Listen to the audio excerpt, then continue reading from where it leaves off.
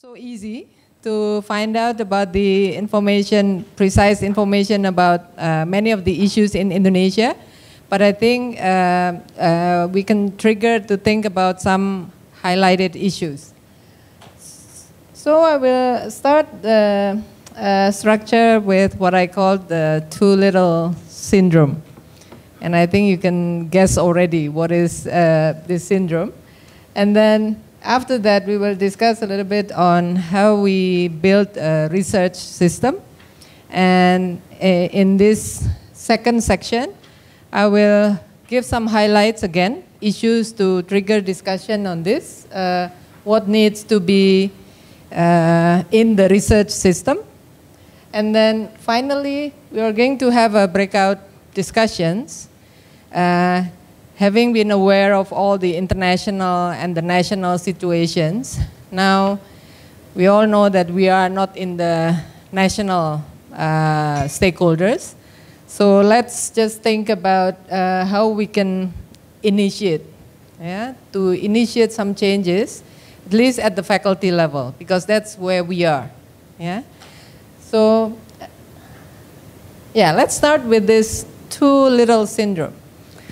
I think in Alan's presentation, already in many of the slides, I think we were missing, where's Indonesia, where's Indonesia, where's Indonesia? So, this is again just to highlight some of the issues. If we compare ourselves also to our neighboring countries, Malaysia, India, Thailand, we can see our position is the lowest. I don't know among us who has patents in this room. Siapa yang punya patent di ruangan ini? So the same story, too little publications coming out from the faculty. I remember once we had a delegations from Mahidol, Faculty of Medicine at Mahidol University. 2 publications per lecturer per year. And if I look at the publications at the faculty, I think our number is about less than, is it 150, Glory? Less than 150 international publications a year in total.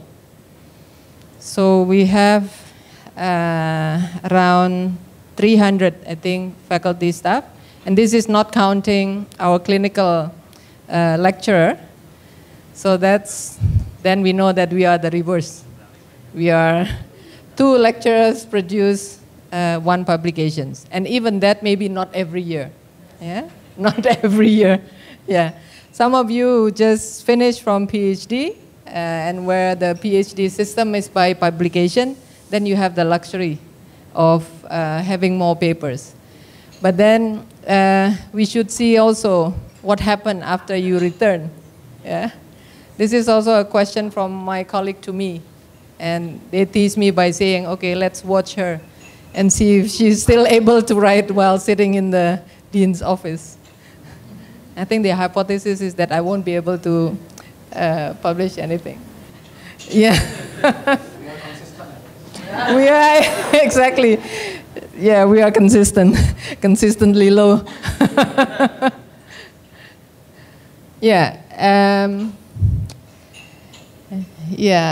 And how do you feel about this? That we are very close to Vietnam.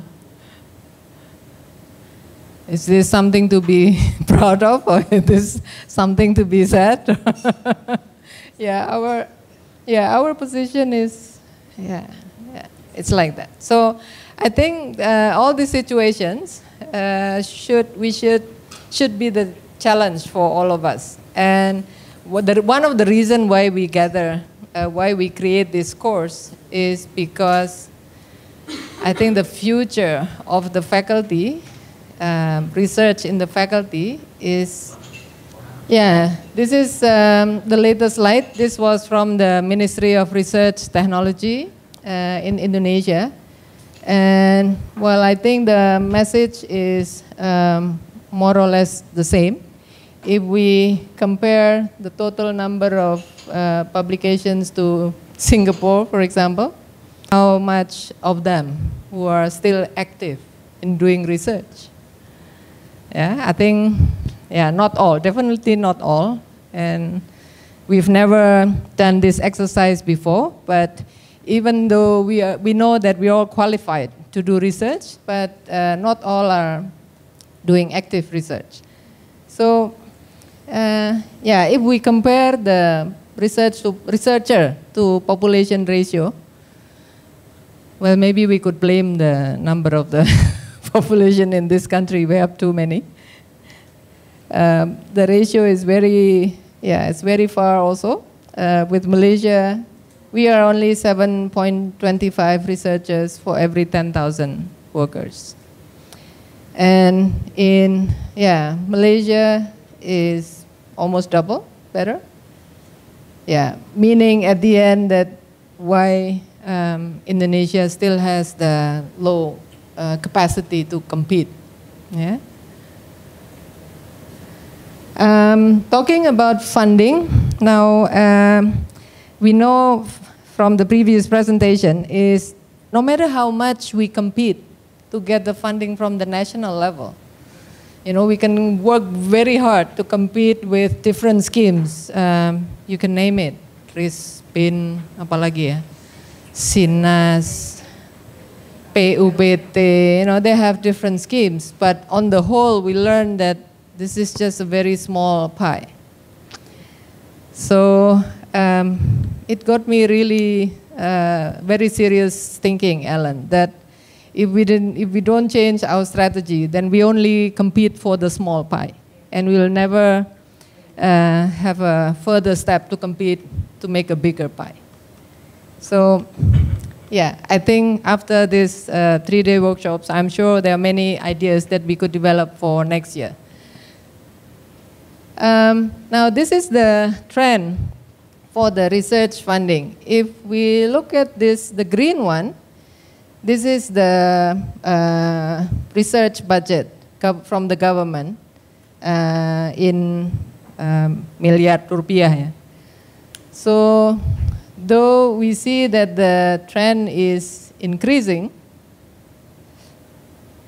yeah, but actually, if we look at the proportion is, yeah, decreasing, and it's again, we are consistently low. Otherwise, we are not moving anywhere, maybe.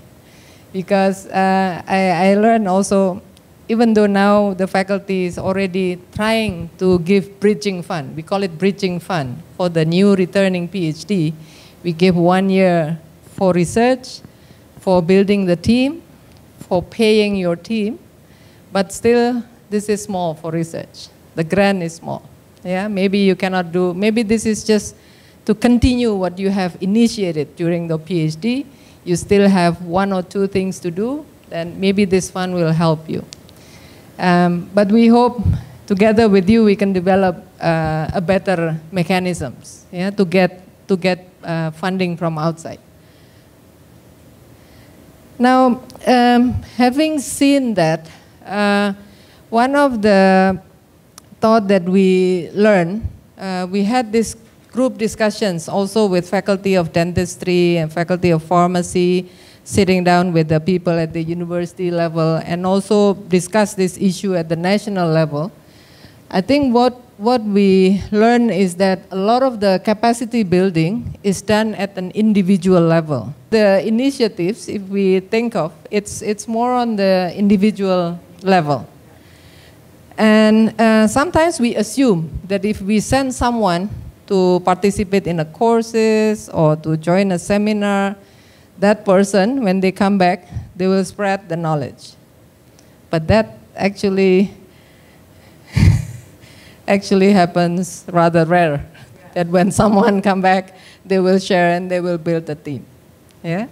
So I'm sure from this workshop we can join forces to think about what what would you need? Yeah? What would you like the faculty to do, the university to do, to push capacity building at the group level? So, when we talk about the research and innovation system, nowadays, I think this is more popular to call it the research and innovation system. We know that when we do research, this is the outcome that we want. The outcome is not just publications, but our mission in the faculty is to be part of the effort, national effort to create healthier people. Yeah, that's what we do through research. And then we also want to become a leader. For now, it's a leader at the faculty, research at the faculty level, but of course we want you to go beyond that, yeah? Leader at the national level. Maybe in 10 years' time, or maybe less, Pak Asmedi, maybe we want to see you to become a leader. Or maybe in 2 years' time. After this course, 2 years' time. So, yeah, we want to position, I think, Faculty of Medicine and also UGM, not just as a follower, of course, but we want to lead research in certain areas. And that's why, perhaps some of you already participate. This is where we feel that it's very important to create a research roadmap at the faculty level. Perhaps some of you also join the exercise on building the roadmap. By having this roadmap, then we would know exactly where are you, in which research area are you. So that when opportunity comes from external with other universities sending delegations to UGM, then we could easily match between the opportunities and the research group that already exists in the faculty. Because sometimes for me, for example, it's not always obvious. It's not always easy also to identify, which researchers would be interested, for example, in doing stem cell research. Yeah, I have to ask few people and then, oh, okay, I know, I can form a group. But it would be easier if we could map all the research into different research groups, and then we would understand our capacity, and then we could respond to opportunities from outside. Yeah, and then hopefully this is also one of the aim nowadays, to be able to improve our capacity to be competitive for the national health industry. Now, in order to achieve these threefold objectives, then ideally we need this component. Yeah? We need research production. We need the workshop. We need the workshop, research workforce, sorry, not workshop, workforce. Research information. A lot of you, I know, you work in the laboratory setting and equipments, and for sure you have your own challenges. Even sometimes to order reagents here in Indonesia, you could wait for, I don't know, how long, Bu Didi? 3 months, 2 months? So when the research is only 6 months or 8 months, you have to wait for 3 months. And then when you're just about to start, you have to report. So that's right. So yeah, that's the challenges that we face here. Another challenges, for example, if you want to do some tests, maybe the equipment is available in Indonesia. For example, you can send it to, if we don't have it at the faculty, you can send it to Aikman. But then the problem is, it's more costly to do it in Aikman rather than sending it to Singapore. Even at the faculty level, do you feel it easy to find out what others are doing? No, I agree. So that's one of the things that we are trying to work out.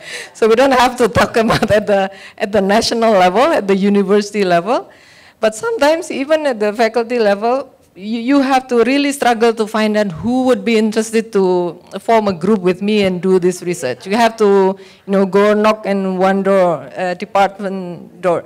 So that is something also that we need to improve. Workforce, I'm sure the session after this, we will talk more about issues in workforce. But I think the typical comments that I hear from time to time is that we have to do 3 Dharma, correct? We have to do 3 Dharma, so our time is all for either for services, for the clinicians, or for teaching. So when we are very tired, then we have to do research, or we have to write journals when we are tired. And maybe for Pak Sudadi, that will be like 11 in the evening. Yeah, so this is also our challenge, but I think it's, at the same time, it's very important for us to identify strategies, because, I mean, we are in this environment, and some succeed, some do not succeed, so we need to build a strategy so that all the researchers here, they could manage to find a way to develop research, and not really just caught up in the teaching or tutorials or skills lab or OSCE and the rest. Yeah, and then, research production. I think this is really why we are here. And I heard Mas Bayu saying that we are here because we love research. Yeah? Yeah. But I hope that also means that we don't just want to do research, not just as a doer, but also as a leader, as a leader. Yeah, yeah. Now, just to share with you some of the strategic plan document, which I think it's also important to be aware of. And this is this document, Rencana Strategis 2015 to 2019. This is published by the Ministry of Research and Technology. So they already have this, and we already have uploaded this also in our website. And the mission, they stated here, is to produce high quality workforce, SDM, and to be able to produce more capacity in IPTEC Innovasi, to produce innovative products. What about the objectives? The objectives they mention is to improve the relevance, quantity, and quality.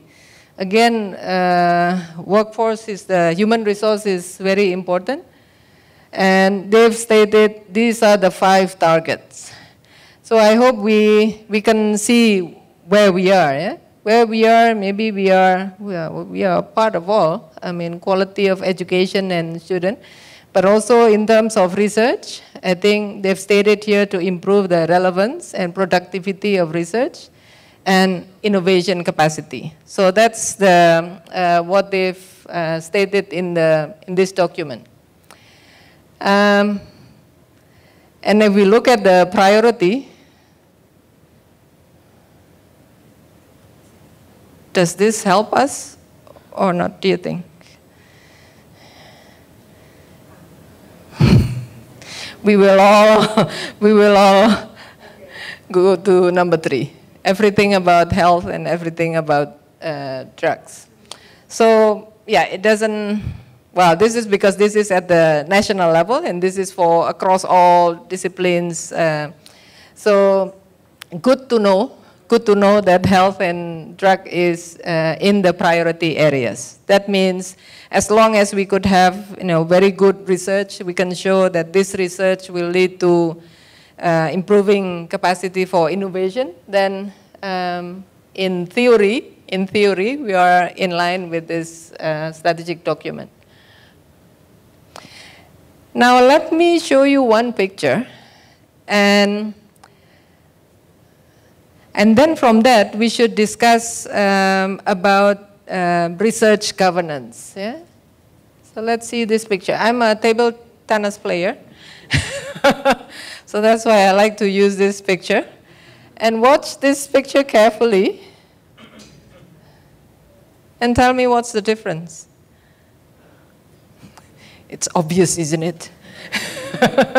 So what's the difference between these two pictures?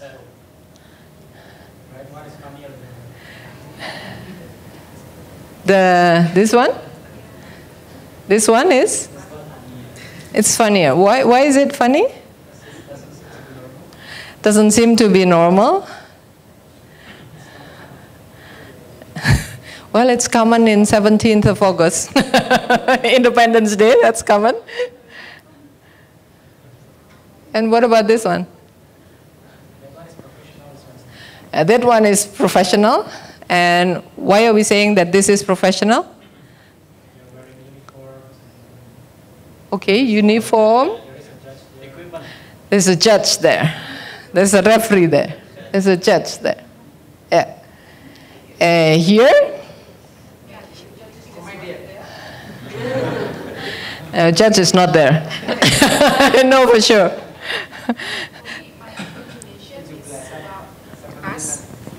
So for me, the right side is about us. We have to very struggle to do the proper research. While Professor Alan, he's doing a very professional in a very nice way. Well designed, well everything. So for me, it's a two different situation. While I have to struggle for, you are mentioned about the equipment, the reagent, everything. So we have to be struggle. This is like the researcher at the Faculty of Medicine. We struggle and we take risk. We take risk. Well, this is the researcher maybe elsewhere in the more developed countries where they have all the equipments ready, they have all the reagents. Yeah, okay. Any other comments on this, these two pictures? Now, the interesting part of this picture is if we think about, we have the player and we have the referee. Wasit, ada wasitnya. Yeah? So these two have to be present. Yeah? Now we think about that and put it in the context of research. Then we can ask ourselves, okay, so there should be a player, there should be the doer, those who produce research in this, and also those who make sure that the governance is in place, which is the referee in that picture. And these two have different roles and different responsibilities, very different. Yeah? And in sport, you will not see that a referee, at the same time, they also play. Yeah? The referee is the referee, and the player is the player. Yeah? The referee needs to have different skills than the player. They may used to be the player, yeah, they may used to be the player, but now they have certain skills. They have to know all the standards, the rules, the regulations, the procedures to become the referee. So it's slightly two different skills, yeah, and two different roles. Now, where are we? Where are we? Well, I think all of us are here because we also produce research. And when we are the researcher doing research, then this is our role. We have to produce high quality research and publications. We have to improve ourselves so that we have better competitive advantage. And then now, of course, this is why we are here also. All of you already have the good skills on research, but now it's just this bit that we are trying to enrich you with. Yeah? Whereas in this governance part, now the role is slightly different. Yeah? Here, maybe I have that role at the moment, although at the faculty level. Yeah? I'm not doing research so much, but I'm trying to create good atmosphere for research.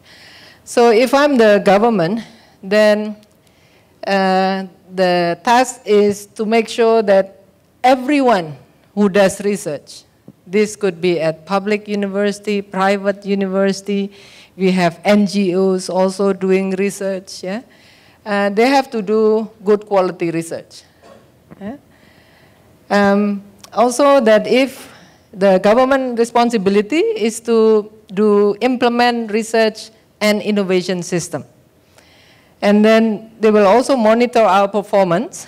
So the university can also monitor our performance. They give money. If the money doesn't lead to anything, then maybe next time they will think of something else. Yeah? Just like my question to myself, is it better to allocate, certain of money for everyone?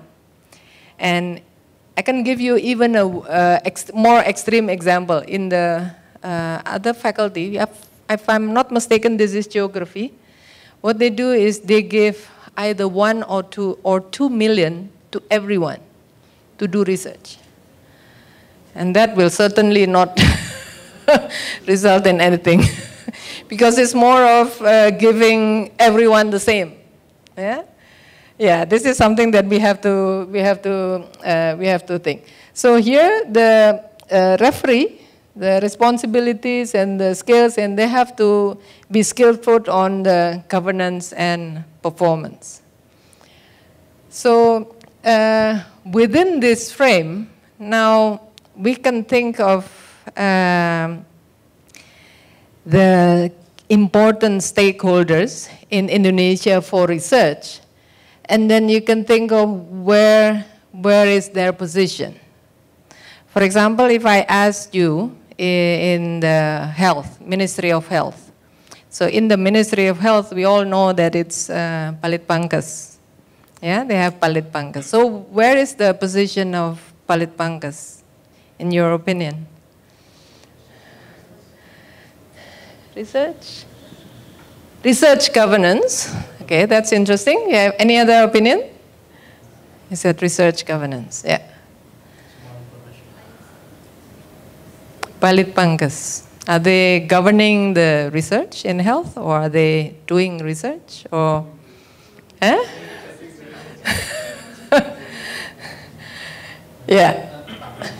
Yeah. I just read a document, a strategic plan of Palit Pangkas. Very clear, they say that we are doing research.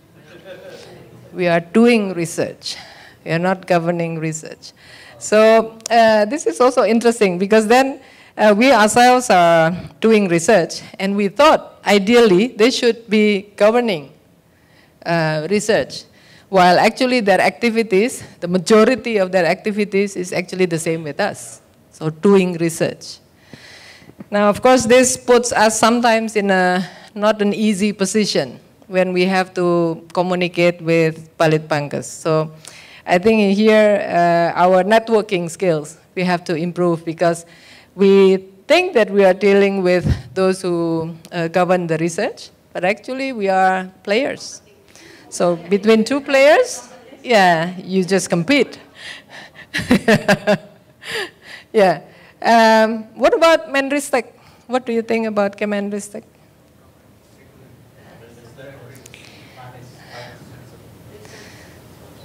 But compared to, okay, parties, yeah, they have bodies also under the Ministry of Health, Ministry of Research Technology, who does research. So they have Eijkman, they have PPPT is under them, they have LIPI, that's also under the Ministry of Health. But they also do governance. So maybe they are more in the middle or more towards the research governance. Any other important stakeholders at the national level that we could identify?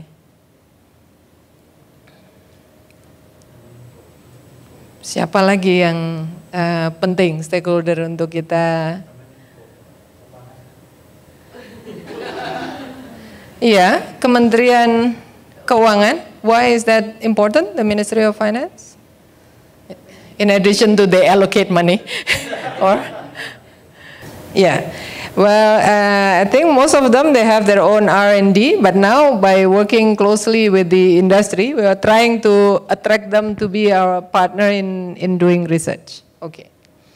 we can discuss in more depth about this, and then place which stakeholders are important in this component of the research system.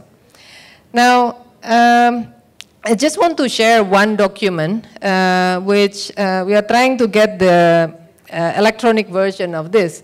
And this is a very new document, 2015.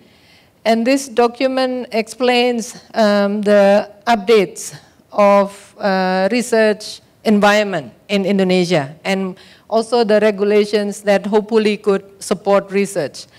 So in this document, they mention few things, but perhaps for us, the most familiar one is, hopefully you're familiar with this. This is the Aparatur Sipil Negara, yeah? And in this document, what is most interesting is that we could recruit the staff, ya. Jadi staff itu nanti ada PNS, civil servant, dan pegawai ASN, pegawai kontrak, ya.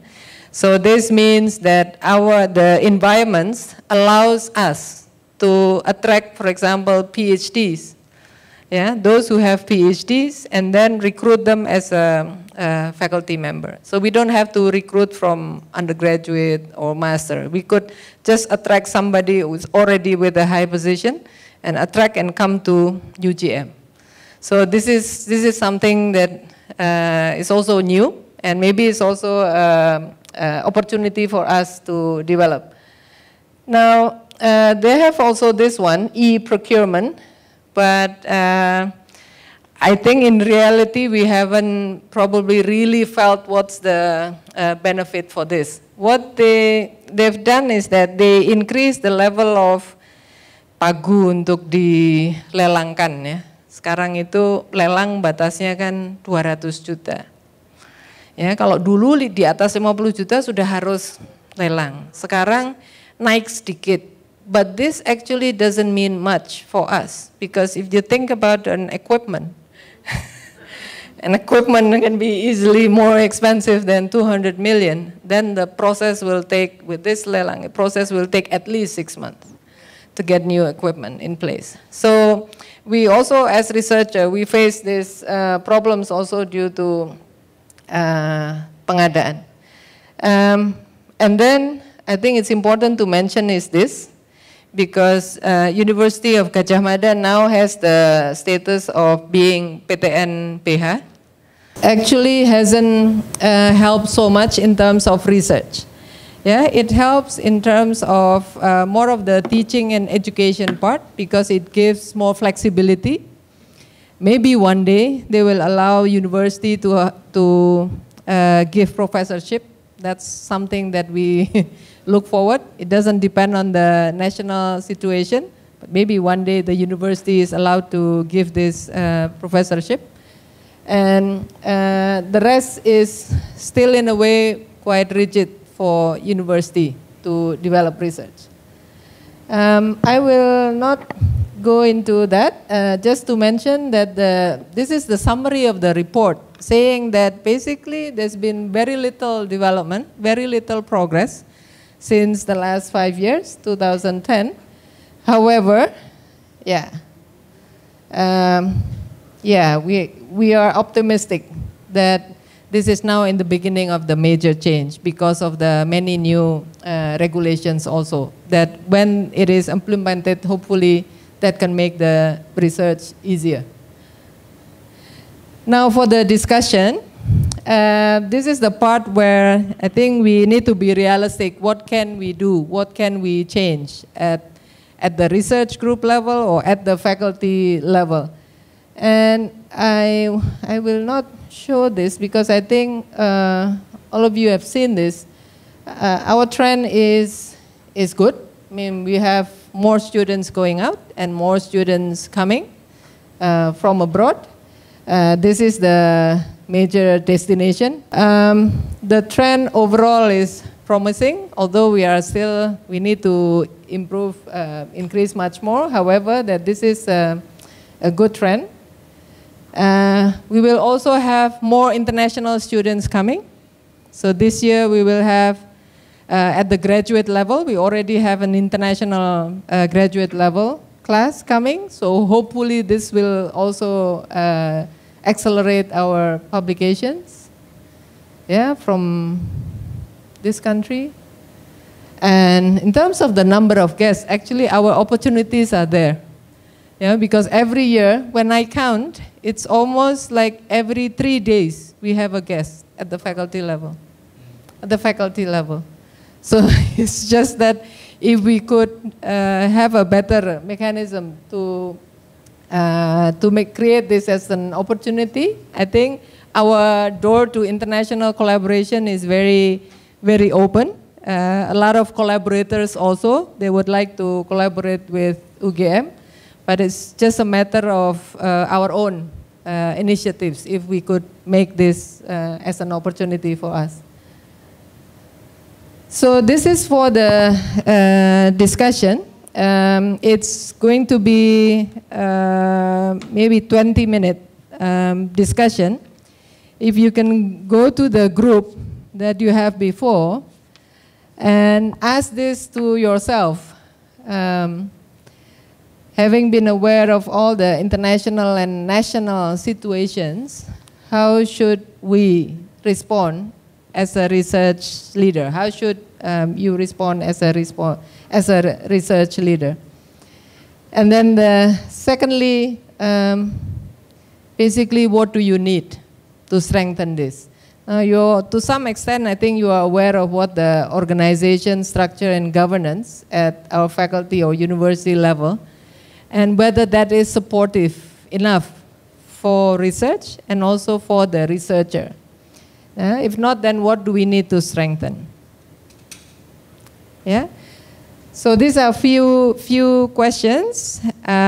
You can please use the you have the board flip chart in your group, and then after 20 minutes, I think I will ask very short group to report on what you have discussed. Okay. Yeah. So please go to the group discussions.